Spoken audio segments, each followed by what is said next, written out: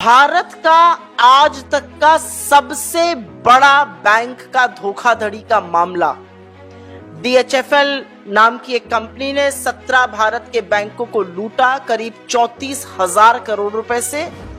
लेकिन खबर उससे बड़ी यह है कि सबसे बड़े बैंकिंग घोटाले के तार, उसकी जड़ें, उसका संबंध सत्तारूढ़ भारतीय जनता पार्टी से है।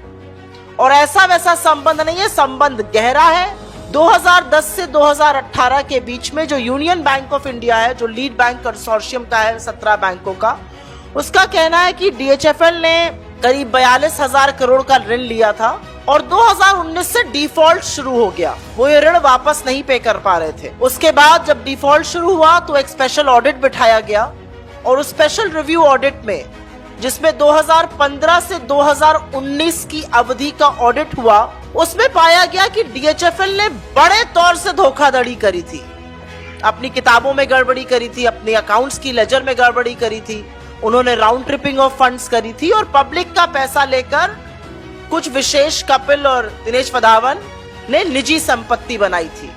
और ये क्रिमिनल कंस्पिरेसी का पूरा मामला है और इसको CBI ने अपना आज तक का सबसे बड़ा फाइनेंशियल फ्रॉड किसी बैंक में अगर हुआ है तो मोदी सरकार की नाक के नीचे हुआ है और उसको उन्होंने रजिस्टर किया। लेकिन इसमें बड़ी खबर यह है कि मार्च 2021 में CBI ने प्रधानमंत्री आवास योजना, जो बड़े जोर शोर से 2015 में लॉन्च करी गई थी, उसमें भी DHFL और उनके प्रमोटर्स को आरोपी करार देते हुए केस दर्ज किया था।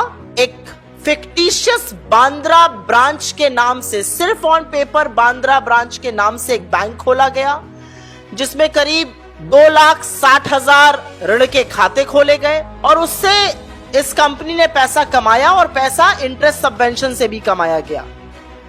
लेकिन बड़ी खबर यह है कि यह घोटाला प्राइम मिनिस्टर आवास योजना के ऑडिट में सामने नहीं आया। ये एक्चुअली यस बैंक का जब फोरेंसिक ऑडिट होने लगा तब सामने आया। 2015 से 2018 तक एक कंपनी लूटती रही भारत सरकार को, एक कंपनी लूटती रही जनता के पैसे को।